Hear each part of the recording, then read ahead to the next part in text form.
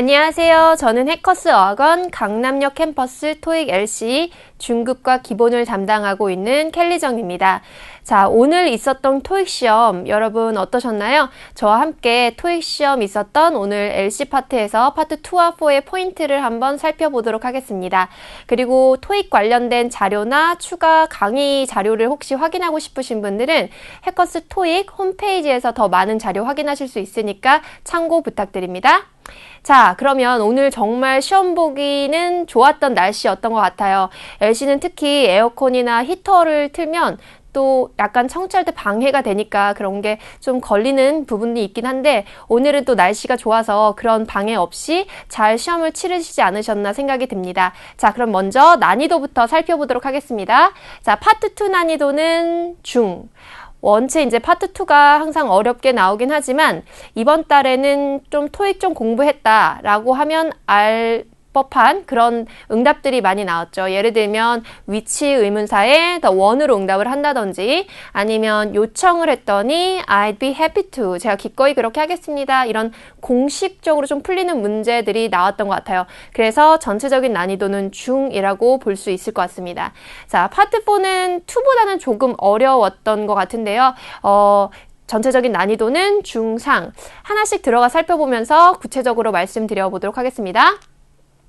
자, 파트 2에 항상 궁금한 게 이제 어떤 문제 유형들이 출제됐나 있는데요. 특히 의문사 의문문부터 먼저 살펴보면 12문제가 나왔습니다. 그래서 항상 12문제에서 한 3, 4문제 사이가 나오는 것 같은데요. 12문제 의문사 의문문이 나왔고 그 외에 긍정, 부정, 부가 의문문 우리가 이제 요 3개를 갖다 일반 의문문이라고 묶는데 이 문제들이 총 2문제씩 6문제가 나왔고요. 그리고 제안 요청 그러니까 뭔가 부탁하고 또 제안을 하는 문제가 3문제, 그리고 질문이 아닌 평서문, 그냥 말로 어떤 문제점을 전달하거나 자신의 의견을 말해주는 평서문이 2문제가 나왔고요. 그리고 마지막으로 or 접속사가 들어간 문제를 우리가 선택 의문문이라고 하죠. 선택 의문문이 2문제가 나와서 총 25문제 이렇게 구성이 되었습니다.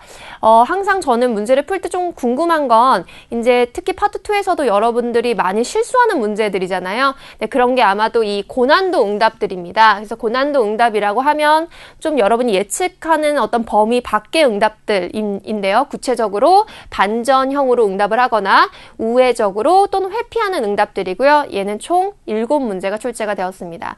자, 그러면 여러분이 특히나 힘들어하는 이런 문제들, 이런 응답들 어떻게 나올 수 있는지 하나씩 한번 보겠습니다. Would you like to have sandwiches or noodles for lunch? 자, 중간에 or 접속사가 들어간 거 우리가 선택 의문문이라고 합니다. 여기서 제시된 선택은 샌드위치를 먹겠는지 아니면 누드를 먹겠는지 점심때 이렇게 물어보는 거죠. 자, 여기 처음에 actually라고 응답이 시작을 하게 됩니다.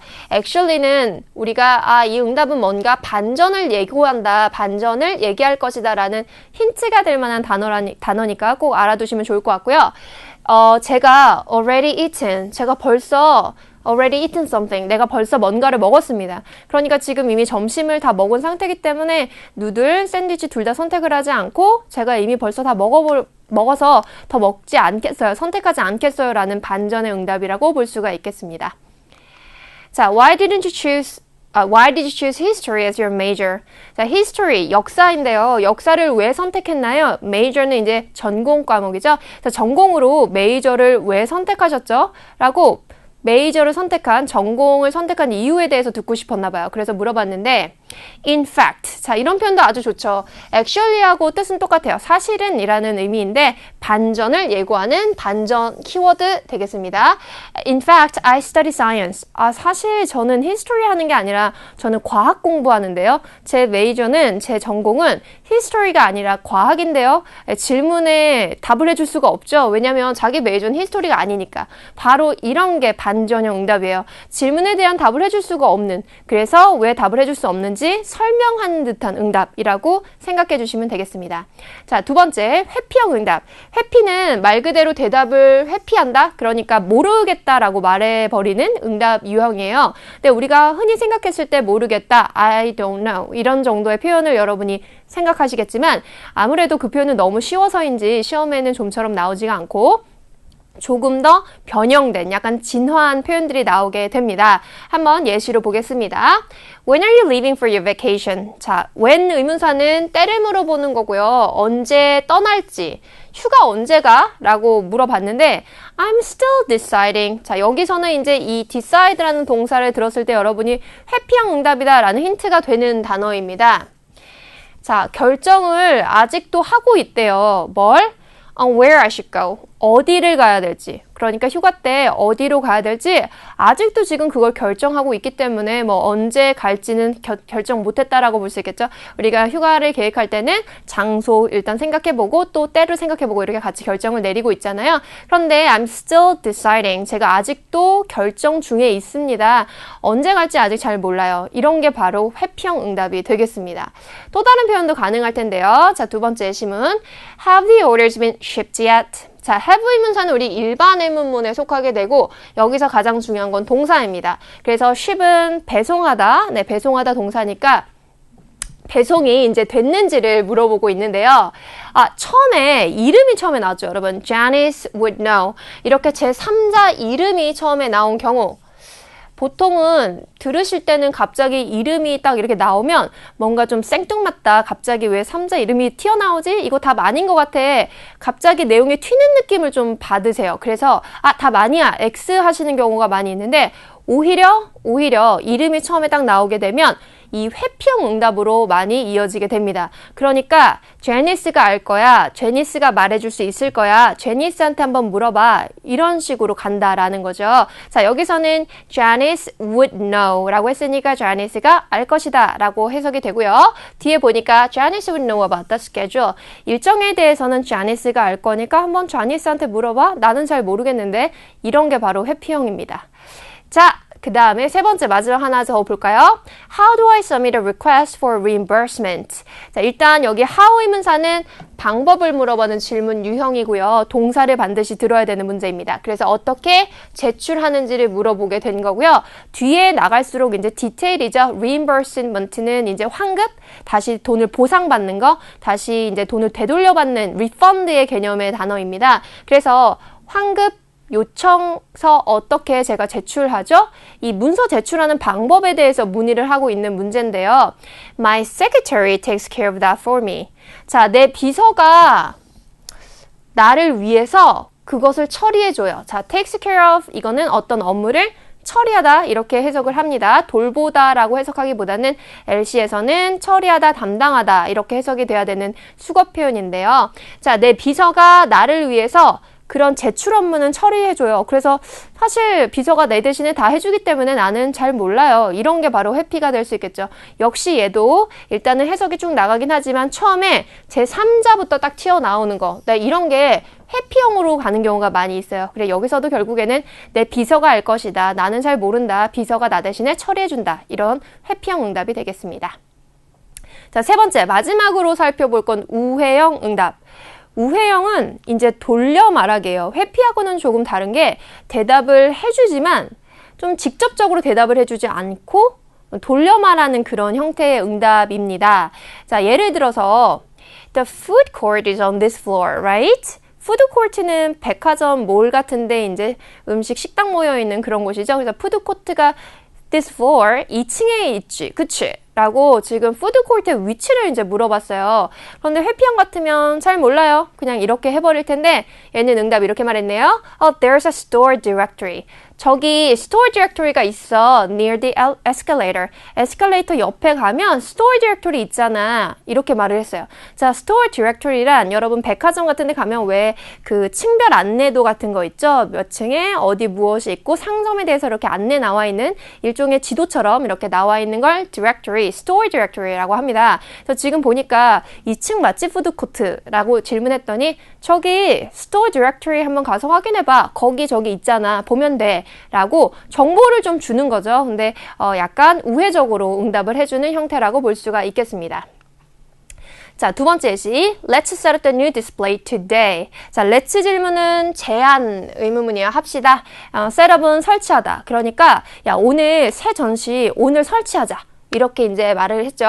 그랬더니 as long as we can finish before 3. 자, 일단 as long as는 무슨 뜻이냐면 뭐뭐 하는 한 이런 뜻이죠. 근데 얘는 약간 의역을 통해서 여러분이 이해를 해주셔야 되는데요. 우리가 3시 전에만 끝날 수 있다면 그렇게 해.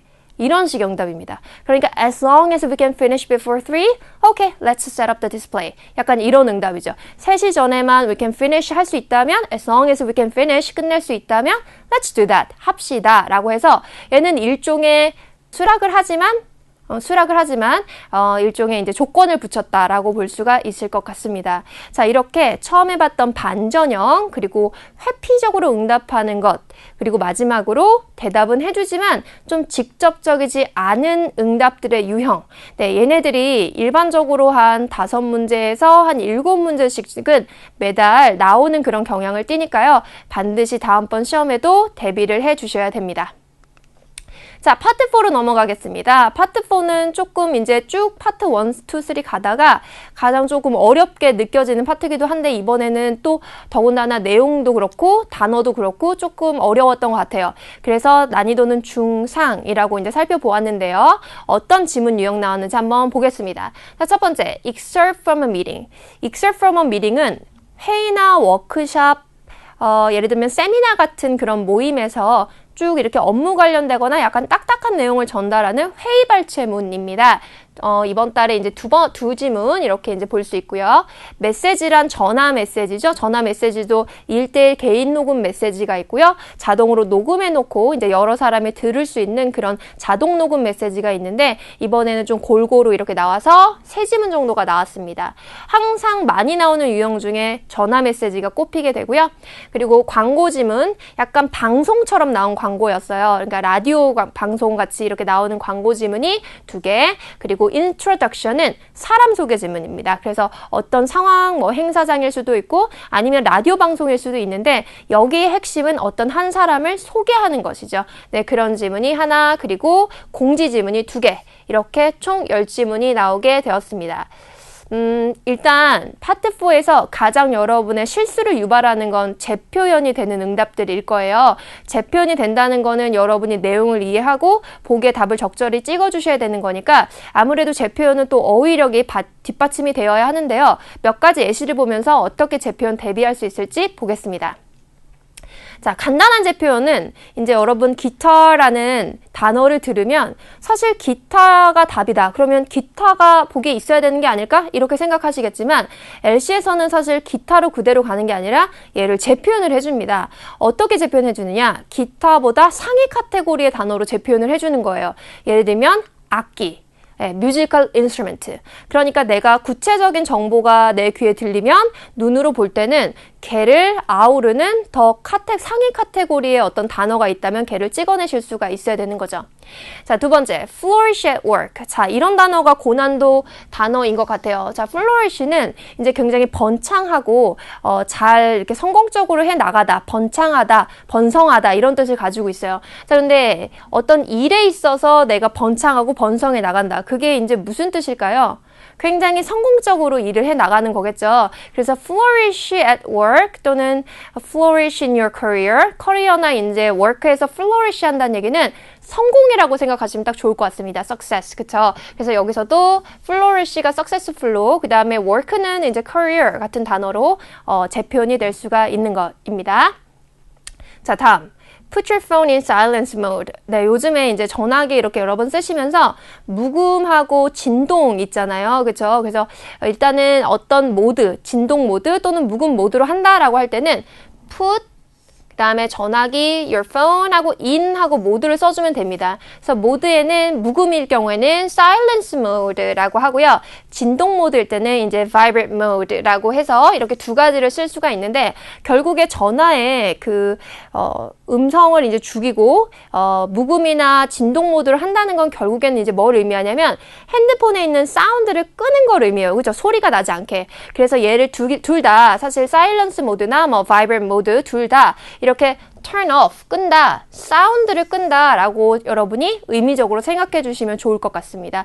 그래서 이렇게 뭔가 재표현이라고 한다면 꼭 동일한 뜻이 아니더라도 걔보다 조금 더 상위 카테고리 아니면은 상황에 맞춰서 그것을 표현해 줄 수 있는 또 다른 단어, 네, 그렇게 이제 재표현된다는 패턴을 여러분이 확인해 주시면 좋을 것 같습니다. 몇 가지 예시 더 볼까요? 자, handout. handout은 나눠주다라는 뜻인데요. 얘는 이제 동의어가 있습니다. 바로 distribute라는 단어와 또 pass out이라는 단어도 있어요. 네. 이 세 개의 handout, pass out, distribute는 완전한 동의어이기 때문에 이런 짝꿍처럼 같이 기억을 해주시고 토익 시험은 굉장히 패턴화되어 있는 시험이라서 한 번 출제된 거는 다음에 또 나오고 이렇게 반복하는 경향이 있습니다. 그래서 한 번 놓치신 거는 반드시 따로 정리를 해서 복습을 해두도록 합니다. 자, 두 번째, first to know special deals. 일단 그 know는 안다인데 여기 뭐라고 했냐면 first to know라고 그랬죠. 그러면 처음으로 알게 된다. 그러니까 너가 처음으로 알 수 있다. 이런 얘기예요. 그러니까 알게 되는 첫 번째 사람이라고 생각하시면 되는데 뭐? 스페셜 딜에 대해서. 여러분 딜 하면은 어떤 단어가 연상되세요? 혹시 거래 이런 거부터 연상이 되시나요? LC에서는 딜이란 단어가 들리면 좋은 거래, 즉 할인을 항상 생각해 주셔야 돼요. 할인 혜택. 그래서 쇼핑이나 여러 가지 이제 그런 데서 딜이라는 단어가 나왔다. 그러면 할인 혜택. 혜택상 이렇게 이제 머릿속에 떠올려셔야 됩니다. 그러니까 특별한 할인 혜택에 대해서 가장 먼저 알 수 있다. 이렇게 해석이 되네요. 그죠? 자, 재표현이 될 때는 inform, 알려준다. 뭐에 대해서? promotional offer. 자, 여기서 promotional offer가 아마 이 special deal을 재표현해 줄 것이고 first to know, 가장 먼저 알 수 있다. 이거는 결국엔 뭐냐면 다른 사람보다 조금 더 일찍, 조금 더 먼저 사전에 알 수 있는 거잖아요. 그래서 in advance. in advance는 미리, 사전에 란 뜻이죠. 그래서 가장 먼저 알 수 있다. 그러니까 사전에 미리미리 알 수 있다. 이렇게 재표현이 됐다고 볼 수가 있을 것 같습니다. 네, 이제는 조금 더 구체적인 문제 유형을 한번 보겠습니다. 아마 여러분 푸시다가 중간에 가장 좀 걸렸던 문제가 이렇게 문제 안에 따옴표가 제시돼서 인용구가 제시돼서 의도를 물어보는 문제이셨을 것 같아요. 가장 좀 난이도가 높은 문제들이 여기서 출제가 되는 편인데요. 일단 이 인용구가 들어간 문제는 화자가 그 말을 왜 했는지에 대한 의도를 묻는 문제입니다. 근데 의도라고 한다면 직접적으로 겉으로 드러내서 말하는 것이 아닌 거죠. 의도는 마음속으로 생각하는 거잖아요. 그래서 문제를 푸실 때 그 맥락이 정말 중요하고 상황에 대한, 그러니까 큰 그림을 보시면서 문제를 풀어야 답이 잘 보인다. 이렇게 정리하시면 좋을 것 같아요. 그래서 특히 중요한 힌트가 나오는 부분은 인용구가 나오기 바로 전 문장, 그리고 뒤에 이어지는 내용. 근데 이도저도 내가 답을 잘 못 고르겠다 이렇게 싶으시다면 전체적인 맥락이나 흐름과 일치하는 걸 정답으로 골라내시면 되겠습니다. 자, 예를 한번 들어볼게요. We'll be short-staffed this Saturday. 일단 이렇게 인용구가 제시가 되는 문장부터 해석을 하셔야죠. 자, 저희가 short-staffed. staff는 직원인데 short staff라고 하면 일손이 좀 모자르고 직원이 좀 부족하고 이런 뜻입니다. 자, 저희가 이번 주 토요일은 조금 일손이 부족합니다. 근데 이 말을 도대체 어떤 맥락에서 왜 했는가? 뭐 누구한테 그 말 했는지 이런 것을 알아야 사실 이 말의 진정한 의도를 알 수가 있을 것 같아요. 누구한테 말했고 어떤 상황에서 이런 말을 했는지요. 자, 봅니다. You can come in any day of the week. 자, 일주일 뭐 어느 날이든 편하실 때 you can come in, 언제든 방문하실 수 있어요. Oh, but remember. 근데요, 기억하셔야 될 게 있는데 We'll be short-staffed this Saturday. 저희가 이번 주 토요일은 조금 일손이 부족합니다. 언제든 방문하시는 거 환영인데요. 아, 근데 기억하셔야 될 게 이번 주 토요일은 저희가 직원이 좀 부족할 거예요. 자, 이거는 약간 미리 고객한테 또는 방문할 사람한테 좀 경고라든지 미리 알림을 주는 거죠. 이번 주 토요일은 조금 이제 바쁠 수가 있다. 그러니까 그날은 좀 피해달라. 뭐 이런 식의. 그래서 의도라고 보자면 이렇게 볼 수 있겠습니다. To encourage the listener. 일단 encourage라는 거는 권유하고 독려하는 건데요. 청자를 지금 권유하려고 독려하려고 말을 하고 있다. 뭐 하라고? To choose a different day. 방문할 날을 다른 날을 선택할 것을. 그러니까 이제 토요일 short staff인 날 말고 그날 외에 다른 날에 선택할 것을 권유하기 위해서 이런 말을 덧붙였다. 이렇게 의도를 읽어낼 수가 있는 것입니다. 네, 자 마지막으로 우리 파트 4의 마지막에 두 문제 정도가 이렇게 시각자료랑 나오게 되는데 시각자료에 대한 유형 같이 살펴보도록 하겠습니다. 자, 화면에 보시는 시각자료 유형은 어떤 유형이죠, 여러분? 네, 정보가 이렇게 3개씩 매핑이 되어 있는 유형. 바로 표 테이블 유형입니다. 그래서 제일 먼저 해주셔야 될 일은 표 테이블의 정보가 무엇인지 한번 쫙 스캔 한번 해주시면서 이름하고 무게, 가격이 나와 있구나.